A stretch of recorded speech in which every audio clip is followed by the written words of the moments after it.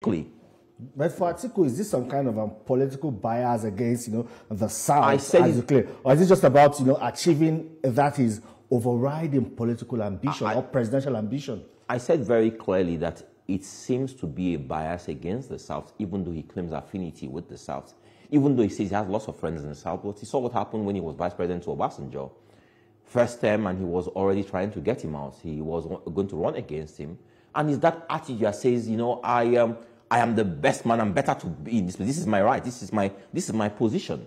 And that's what he did. So Obasanjo is there, Jonathan is there to their testimony, their experience just says that this is a man who is not comfortable with the Southern being president. And when I speak, right, I speak about the injustice. I speak fighting for justice in this country, fighting for justice for the South.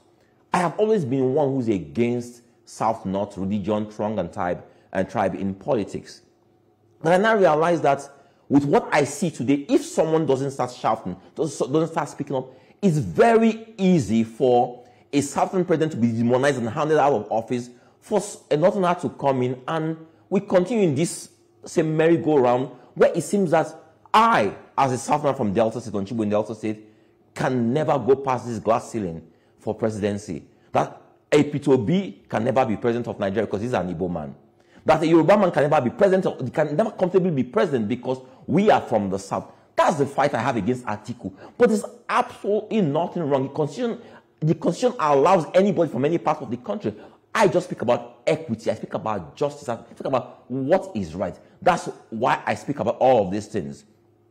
But you see, your enemy's enemy is your enemy, and that is where there's an intersection between myself and President Tinubu, where it seems that when I fight people, when I'm fighting people who seem to fight him, it seems that I am working in his interest. I am working in his interest, and being a platform that people say he owns, I want to use the opportunity to say that we're 2 years into a fourth-term presidency. This president has allowed these people to derail his presidency. Which people? These old politicians like himself who keep on playing this dirty type of politics. There's a lot that Nigeria has to grapple with on a daily basis in terms of the tough decisions we're taking concerning the economy and the attendant effects on the populace. At a time like this, all political leaders from all parts of the aisle should come together, because what we are dealing with is affecting nations with more serious people, with more structured economies. We're seeing what's happening in the UK, where crime is at an all-time high. In America, all over the world, we're seeing what's happening. Economies are staggering because we're dealing with the twin effects of recession and inflation. Post-COVID effects on the economy is what we're seeing now. Instead of politicians to come together and come up with solutions, workable solutions to address the plight of the common man, we are pushing politics. The president took tough decisions that if I were him, I might have gone in a different direction, but he took those tough decisions that we ought to take at some point. In trying to cushion the effects of those tough decisions, we see that the people are not quite feeling the effects of the palliatives or the social infrastructure he's trying to put in place.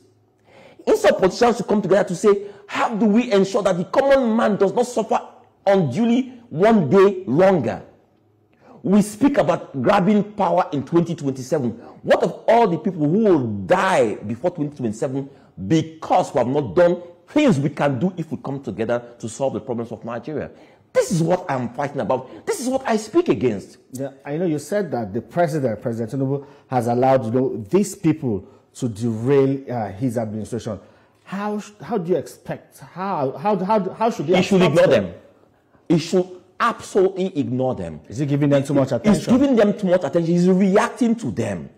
And again, this president seems to be the only politician in that his cabinet, or I don't know how to say, or when you speak about a cabal, because he seems to have one politician and strikers. Because when I think about actually playing politics that need to be played, I don't see the politics being played. And if you play politics, politics demands that governance should be the order of the day.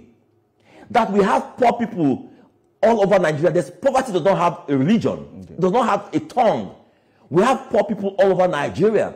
That right now we should be speaking about how to get Nigerians, well-meaning Nigerians who are capable, who are able, who have the resources, who can come together the way we did during COVID to say, how can we help the common man next to us, nearest to us? How can we make the next day better for them? Isn't that what this